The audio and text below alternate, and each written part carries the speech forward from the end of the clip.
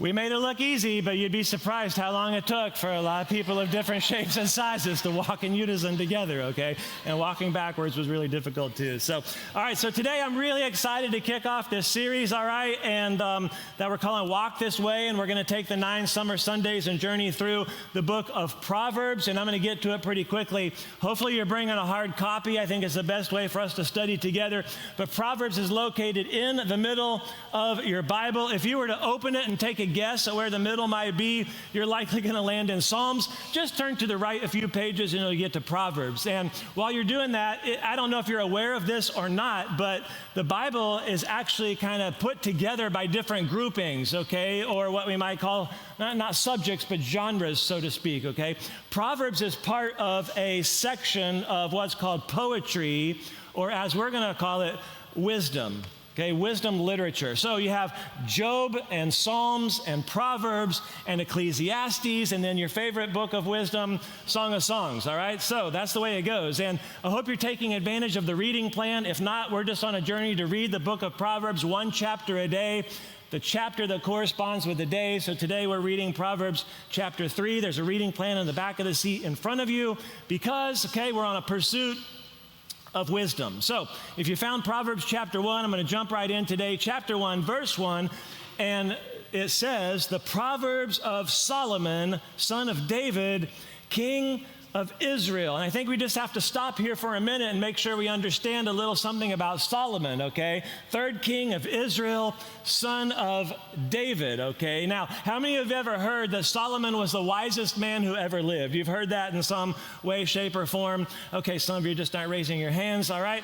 Actually, it comes from a story in history as Solomon is becoming the new king, okay? And God gave him the opportunity to ask for anything that he wanted. So just understand, okay, not only is he following his father, he is following his father, who is a legendary national hero, okay? And he's looking at this enormous responsibility that he's been tasked with, knowing that he's really not cut out for the job, okay? So he requests that God would give him a good heart and the ability to discern between right and wrong. And you don't need to look there, but this is what it says in 1 Kings 4 on how God responded. Now, listen, I'm going to give you fair warning here today, okay? Because sometimes it's like this caught you all off guard. But I'm going to ask you to do some reading with me today, all right? Can we handle that? Good. Hey, the first service people were like on it. They had it, so I don't know what that means. All right. So when I point to you, that's your cue. Can we do that? Okay, there we go. All right, be ready for your cue. God gave Solomon very great and good job, as vast as the sand on the seashore. He was than anyone. His reputation extended to all the surrounding nations. Solomon spoke 3,000 proverbs, and his songs numbered 1,005. And you might go, okay, well, do I know any of his greatest hits? Of course you do. You know one for sure. Song of Songs. Ever heard of that one? But don't miss the first part. It says that Solomon spoke 3,000 Proverbs. So go back to chapter 1 and verse 2. We learn exactly what those proverbs were intended for. Now, this is tricky because you get the first word of the reading. Can we handle it? Yes. Oh, we're about to find out who can handle it. All right, here we go. Are you looking? All right, here we go. 4. So the 4 basically indicates all the reasons that the proverbs exist. And you're about to learn several of them, all right? So here we go.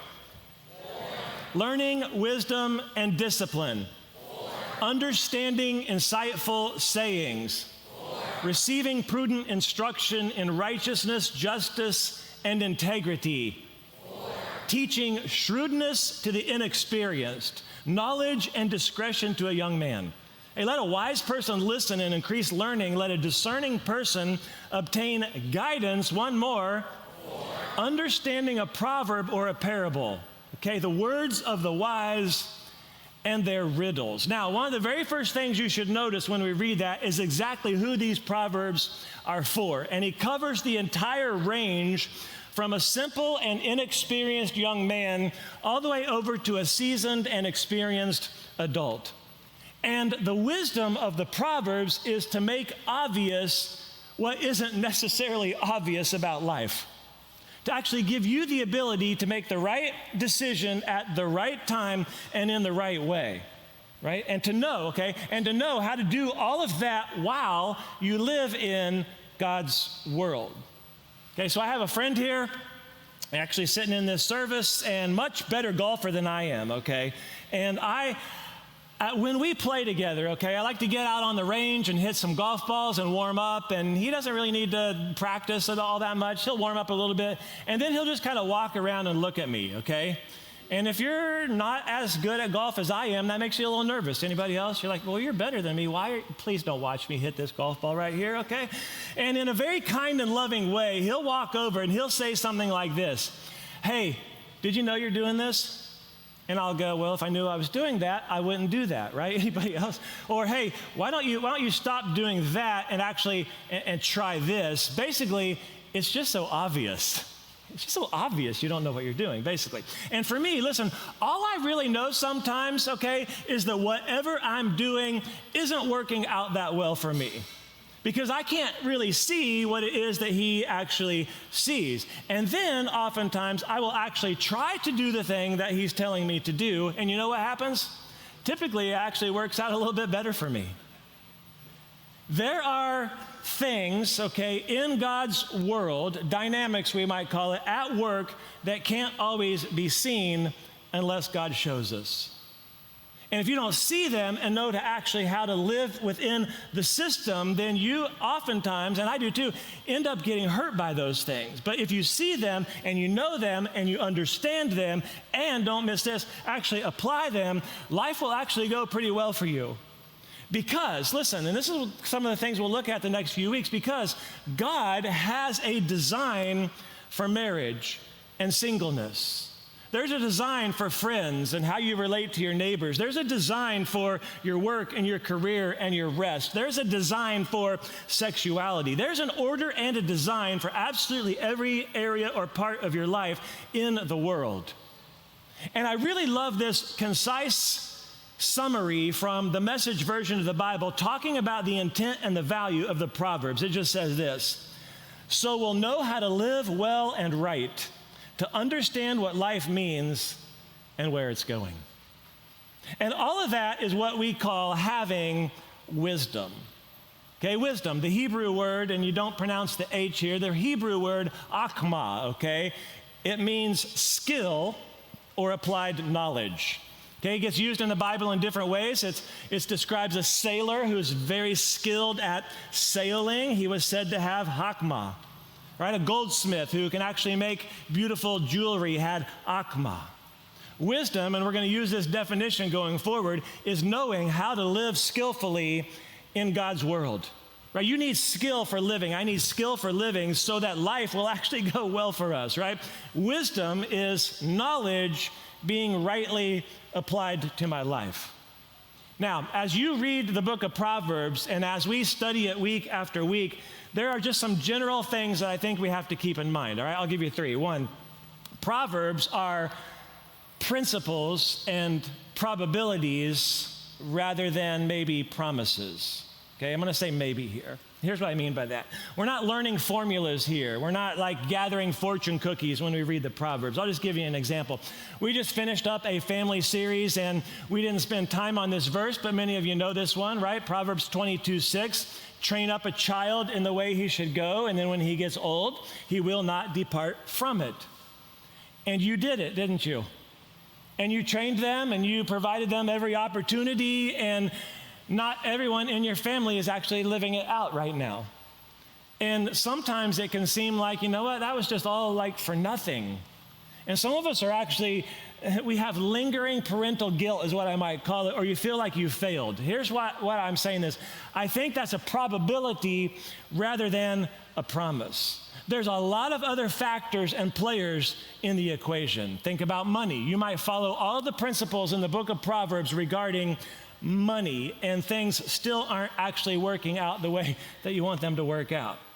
This is where it's good to have an understanding of all of the wisdom literature that's available to us, right? Go back to that, the story of Job, where you can actually walk through how things can everything can actually go wrong in your life, even when you did everything right, and God can still be faithful. I think these are true principles, but they're not always 100% promises. There's just a lot of nuance in there. Number 2, hearing and knowing without applying means nothing.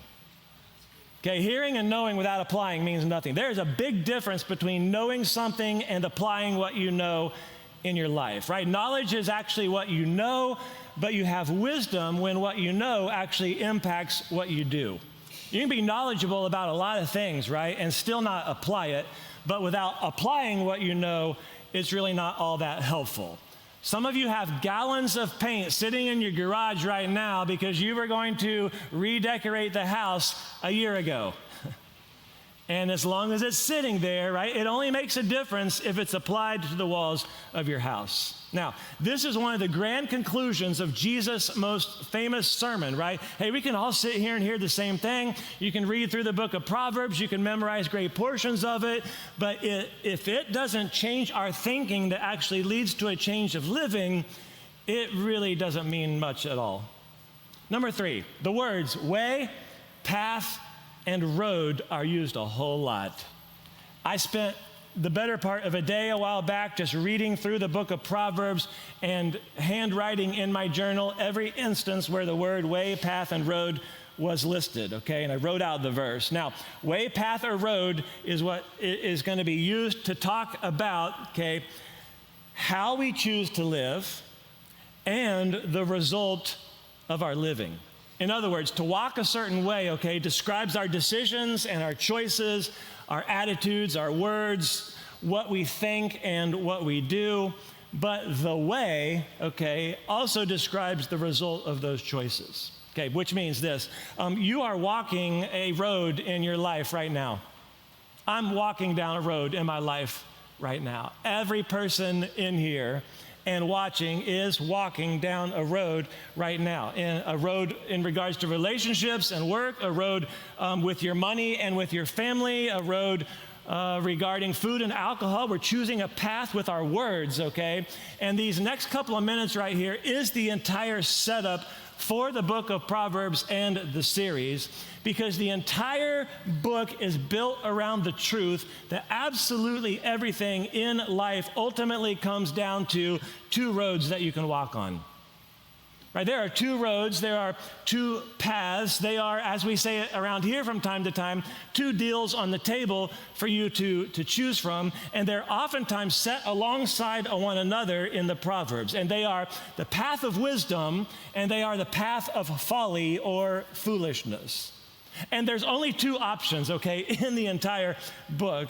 And right now, with every decision that you are making, you're walking down one of these 2 paths. Now, while I was thinking about this in the last couple of days, the illustration I landed on, for lack of better thinking, I don't know, made sense to me, was that Proverbs functions a lot like a trip to the optometrist. So, has anybody ever been to the eye doctor lately? Okay. Who needs to go to the eye doctor right now? Okay, with me. All right, that's why we can't get appointments. All right. I got my first pair of glasses on my 10th birthday. I graduated to contacts in 8th grade. I've been wearing these for 40 years now, okay? I have 2400 vision. It's not very good, in case you didn't know that, okay? I've made a lot of visits to the optometrist, and pretty much all of us have had the same experience when we go there, okay? Is that you sit in the chair, and then they're gonna put a chart up on the wall, right? And you're looking through the instrument because we need to see if your vision is actually okay, or if there's something we can do to actually help you. And listen, I've been to the optometrist up in Raleigh, North Carolina so many times in 20 years before he moved here. I know what the chart says. I don't even need to be able to read it. ASDF, that's the second line from the bottom right there. But that doesn't really help if you actually want to see, does it? Okay, but there's always that part, okay, where you're looking at things and then he's going to ask you or she's going to ask you questions, right? Hey, do you like this, number 1, or do you like this, number 2? Which is better? How about A, click, click, click, or B? And sometimes, listen, I just want to be honest with you all, I get a little anxious because I'm not sure what the right answer is. Anybody else? I don't want to say that looks better and actually walk out with a worse prescription. That's a fear of mine, okay? And I've actually even said this before. I don't know. Okay, to be honest with you, they look exactly the same to me. And then we'll go back over it again, okay? We'll go back and go, okay, how about now, A or B? Now, what Dr. Bob is doing is that he is showing me different ways to actually view things, what they look like now, and what they could actually look like if you could see better. He's not telling me what to believe in that moment. He's not saying, actually, the answer is A. He's not saying, this looks better, doesn't it? He doesn't lead me that way at all. He simply sets the two options in front of me and he says, do you like this or do you like that? Because if you think you're seeing better with that one, then let's just keep going with the prescription that you have. But if this over here actually looks better than that, then we need to make a change, right? This right here is what you're seeing now, but I could actually make an adjustment to your vision that will be clear for what's in front of you. Does that make sense? Are you with me? This is how the book of Proverbs functions. Because I can actually walk out of there sometimes and go, I'm kind of making it okay, even though I know things are not very clear right now, and I need help to get to the bathroom at night, and I need readers right now. Or I can actually say, you know what? I really do need some help to see better. Because there are easy roads just going along with the one that you're currently on, and there are what I might call good roads that actually make your life better. Easy roads, by the way, do not lead you to the life that you want, but good roads, even though they might be difficult at times, will bring you the outcome that you're looking for. Think about this for a second. If you're a football player, okay, and you take the easy road and you don't work out and you eat junk food, there's other football players in here. You stay up late, you stand by the Gatorade and sit during the drills, you get cut. That's what happens to you. But the good road, okay, the difficult road is to get sleep, to treat your body right, to lift weights, to watch film, right, to stay clean. And you already know from hundreds of other athletes who have passed through the football program that if you make that choice, or if you actually make that choice, you can go down that road or you can go down that road. You already know from experience how it's going to end up. Right? You're studying or not studying to get a degree, right? There's an easy road. You can sleep in and not study and don't work with your group on their project. You can stay out late. You can skip class and end up on probation. But there's a good road, isn't there? Be at class on time, ready to go, do the reading, hand in the assignments on time. And here's the deal. You have countless numbers of friends who have made choice A and others who have made choice B, and you've already seen where that road ends. If you're a young man, right, who's not taking the time to think about what kind of life you want to have and where you want it to actually go and what kind of marriage do you want to have, what kind of family do you want to have, what kind of future do you want to have, if you're not looking down the road, you know what happens? You will settle. And you will accept the loudest voice, you will go with the most popular voice, you'll go with actually the easiest version or the one that got handed down to you, whatever's in front of you, and we'll just go with it. And if it ends up looking hard or it's not what we hoped for, we will have the temptation to find something easier. But what you could do is go, okay, I see some other dudes right now around me and go, I want that family, I want that marriage, I want to be like that guy right there. And then we know that it requires humility and commitment and hard work. And it's true for absolutely everything you and I face in our life. And here's the thing. Every choice you are making is setting you on a path, and it leads to a predetermined outcome. A predetermined outcome. And if you take that road all the way to the end of it, that destination has already been decided. So Proverbs comes along and it doesn't tell you what to do. It just says you should travel that road or you should walk this way because it will lead you to this place. Oh, and guess what? You shouldn't travel that road and you shouldn't walk that way because it will lead you to the life that you don't want. But obviously, at the end of the day, the choice is yours. The decisions are yours. And here's what we're going to see, okay, is that wisdom will lead you to success and peace, but folly will actually lead you to ruin and shame.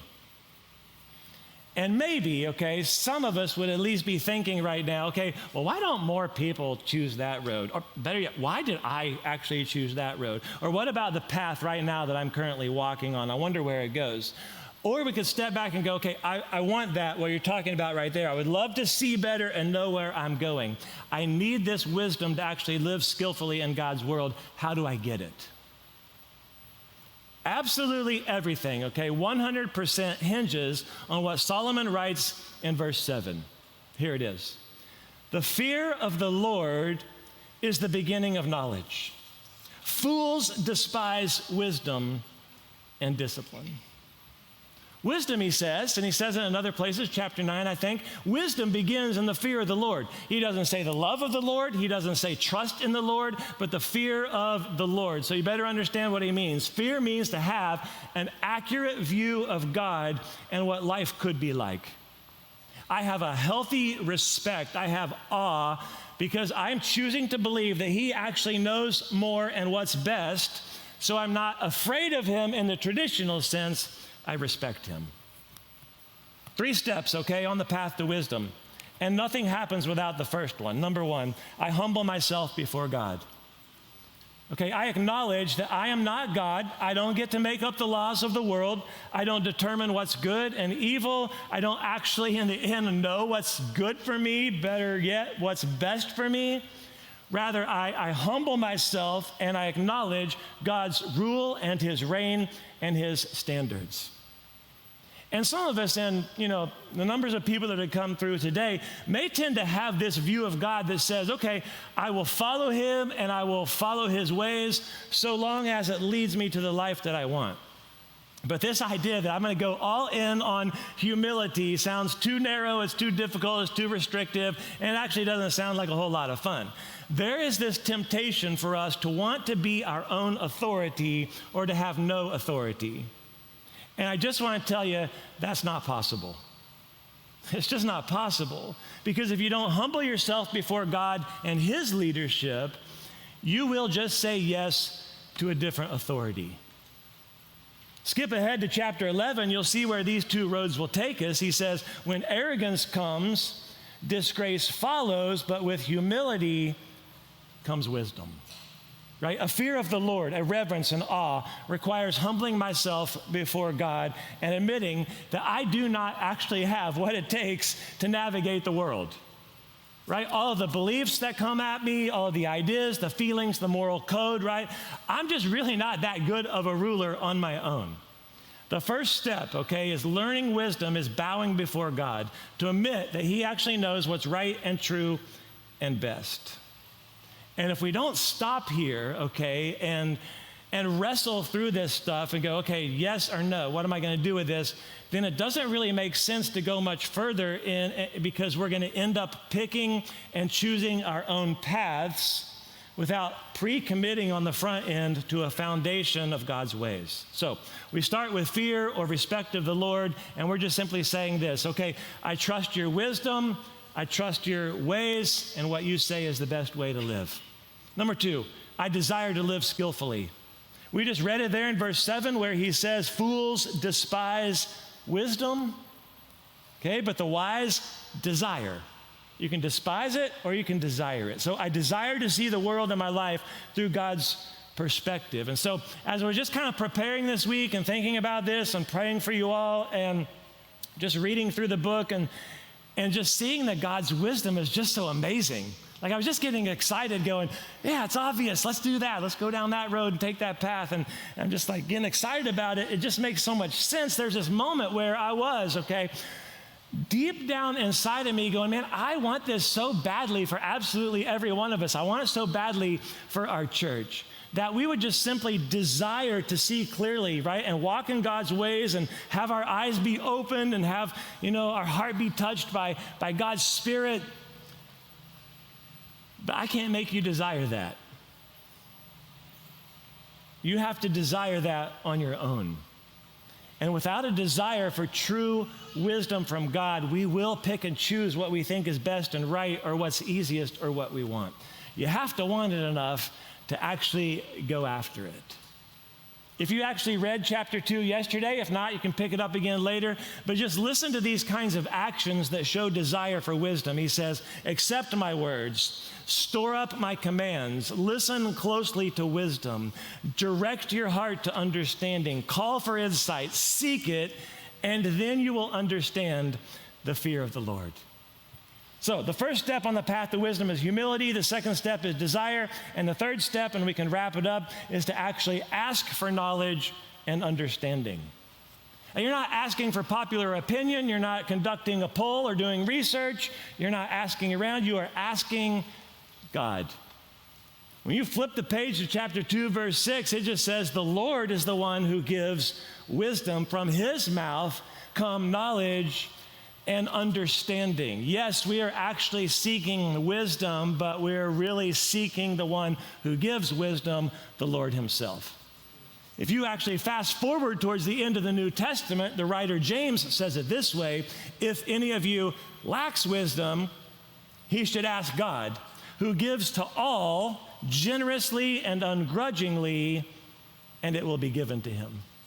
He says that God's wisdom is available to absolutely anyone who humbles himself and asks for it, right? I humble myself before God. I have a deep desire to actively live in this world skillfully. So I ask for that knowledge and that understanding. So, simple question. How many of us could use some of that wisdom today? And some of you just need to pray for discernment to know that you need wisdom, okay? So I need that kind of wisdom in my life, okay? I have so many decisions to make. Anybody else? There's literally a thing called decision fatigue. You're like, I can't make one more because if I do, it's going to be a bad one. I got decisions to make and all these ideas to sort through. And here's what I've landed on after reading, okay? I actually do not know the best way to do work and actually make money apart from God. Right? I don't know the best way to do marriage, or for many of us, singleness and sexuality apart from God.